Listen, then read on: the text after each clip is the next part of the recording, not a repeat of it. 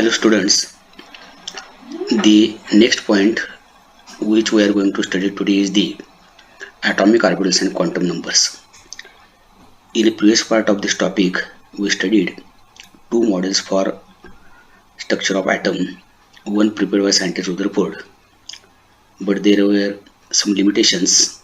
To overcome that limitations, scientist Bohr in 1913 prepared one more model of atom, but there were also some limitations.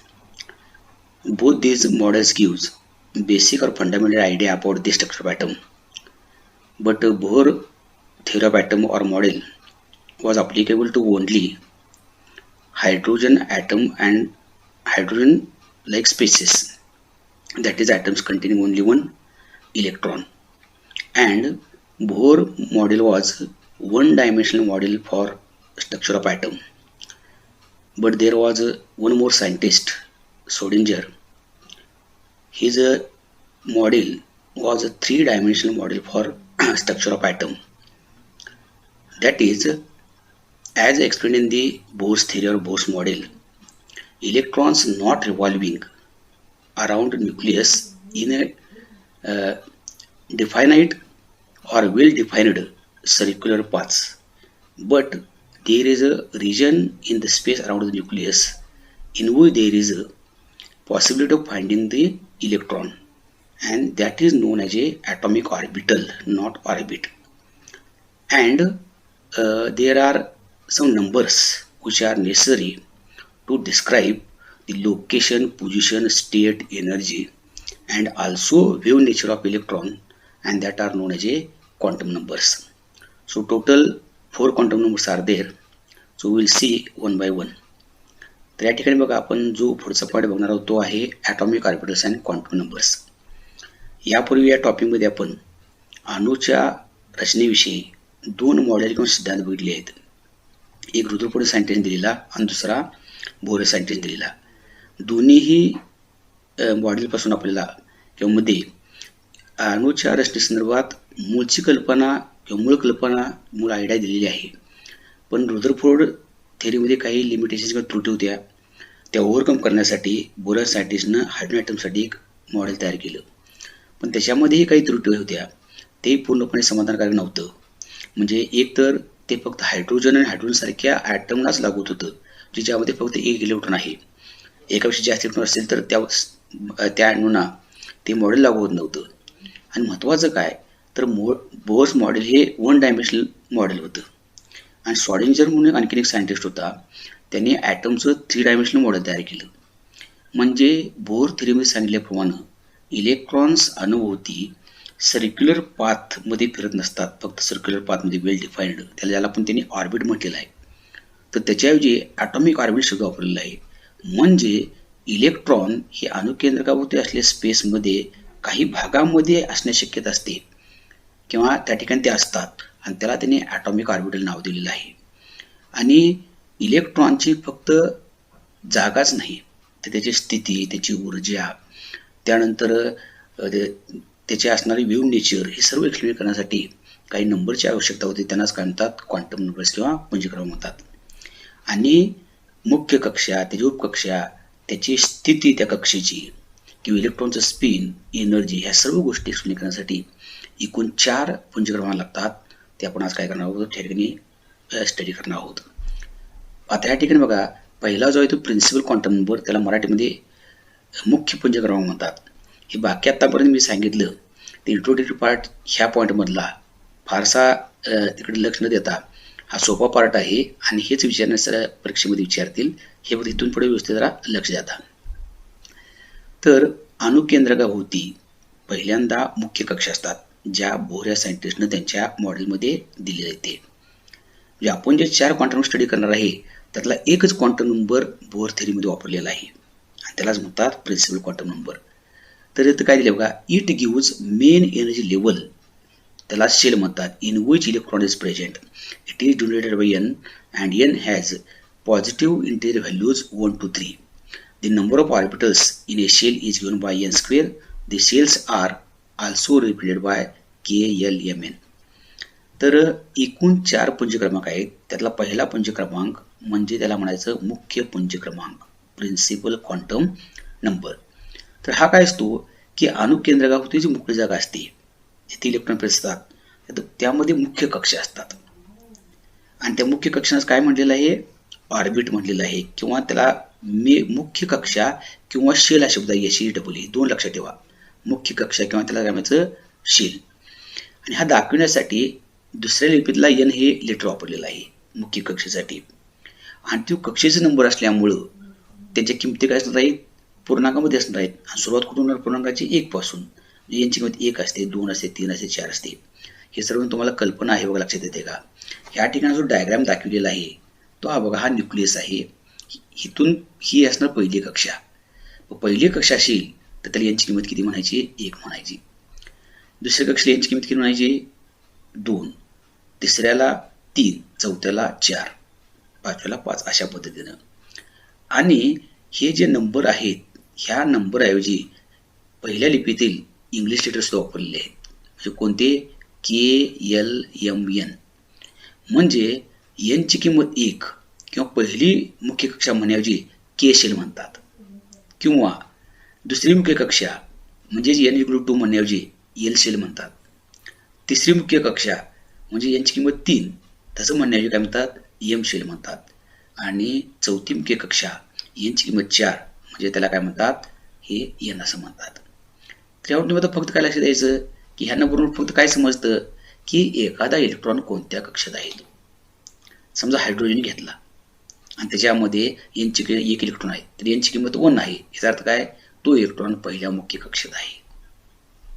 समजा आपण sodium घेतला आणि सोडियममध्ये एकूण 11 electron आहेत, तर 11व्या इलेक्ट्रॉनला n ची किंमत 3 आहे.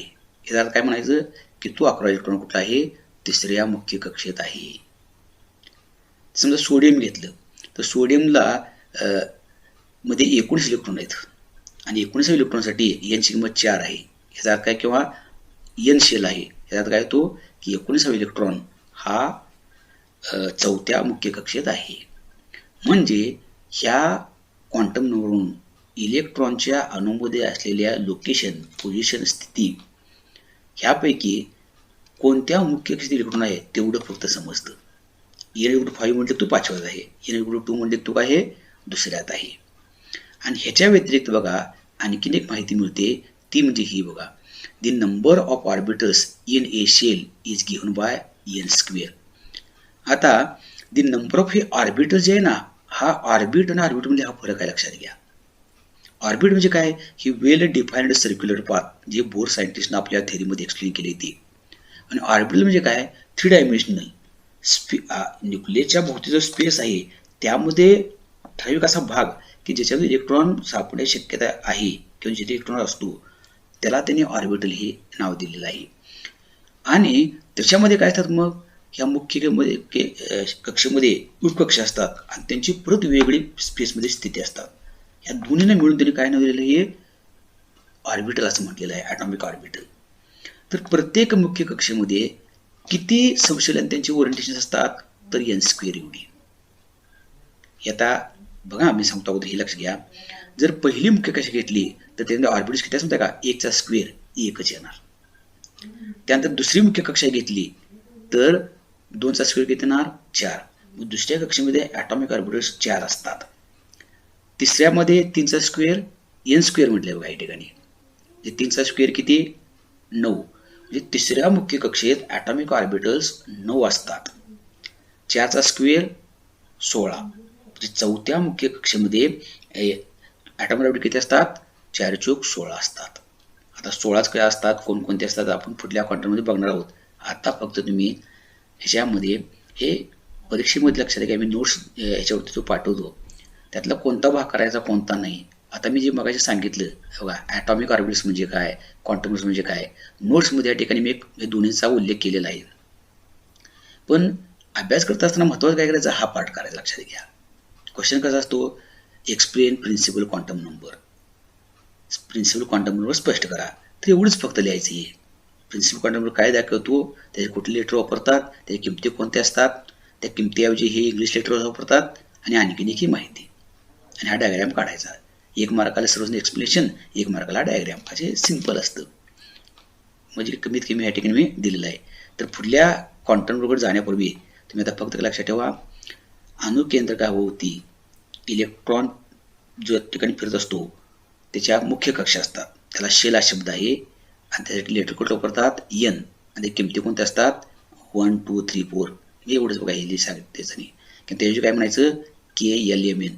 म्हणजे हा नंबर काय दाखवतो, इलेक्ट्रॉन, एखादा इलेक्ट्रॉन अणुकेंद्रकाभोवती जे मुख्य कक्षा असतात त्यातल्या कोणत्या मुख्य कक्षा तेवढं कळतं फक्त त्याच्यावरून.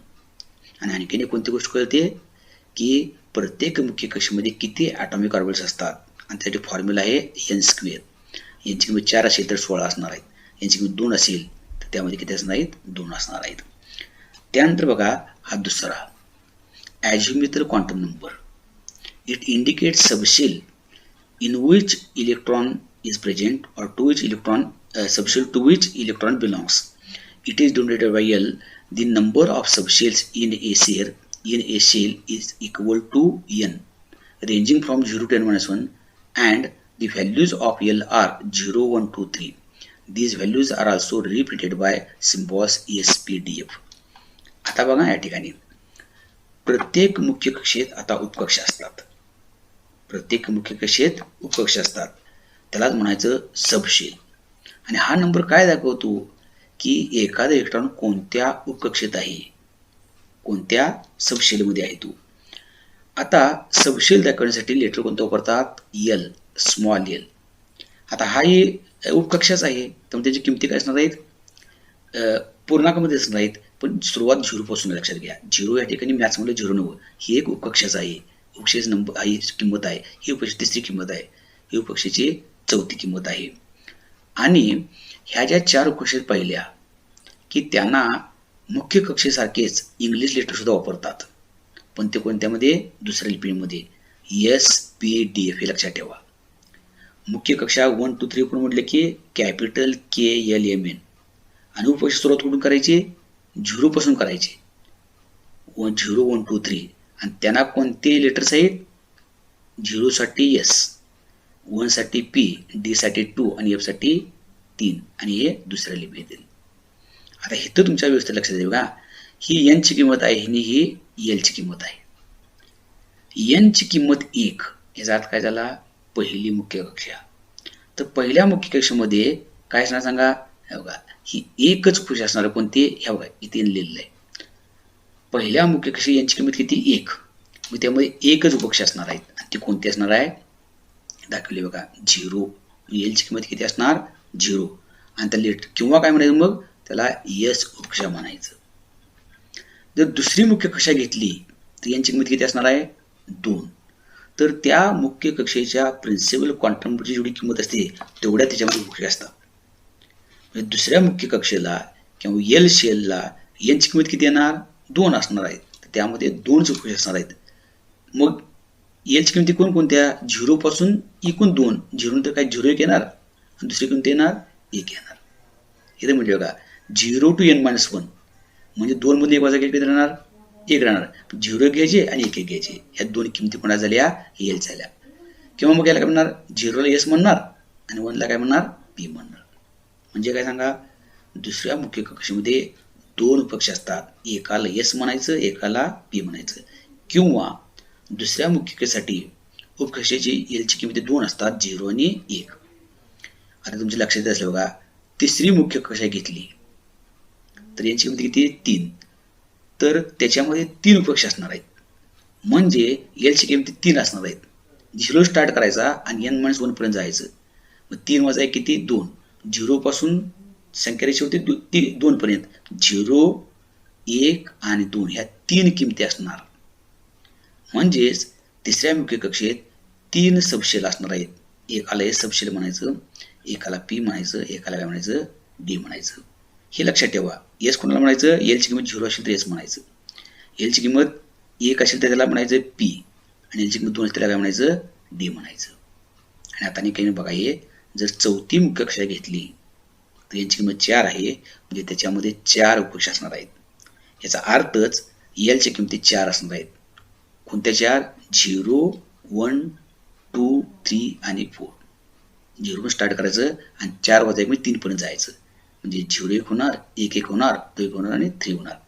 किंवा काय म्हणायचं मग एस पी डी आणि एफ. तर इन शॉर्ट बघा, मी कन्क्लूड करण्यापूर्वी काय सांगतो ते की अणूमध्ये अणुकेंद्रक अवतीची मोकळा स्पेस असतो, त्यामध्ये इलेक्ट्रॉन्स असतात. तर त्यांची पूर्णपणे त्यांची स्थिती, त्यांची पोझिशन, त्यांचं लोकेशन, त्यांची ऊर्जा, त्यांची वेव्ह नेचर हे डिस्क्राईब करण्यासाठी एकूण 4 क्वांटम नंबर लागतात. आणि प्रत्येक क्वांटम नंबर त्या इलेक्ट्रॉनच्या ह्या गोष्टींच्या बद्दल काहीतरी माहिती सांगतो.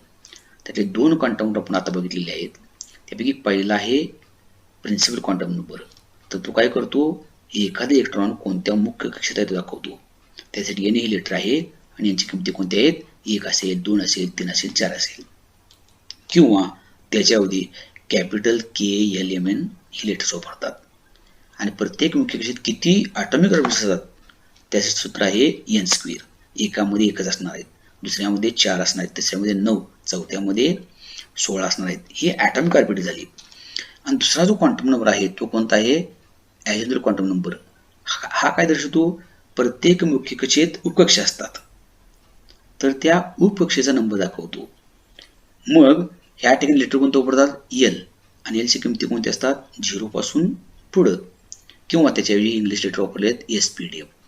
थोडक्यात बघा, पहिली मुख्य कक्षेतली तर एक उपकक्षा असणार आहे, त्याला एस कक्षा म्हणायचं किंवा यांची किंमत 0 म्हणायची.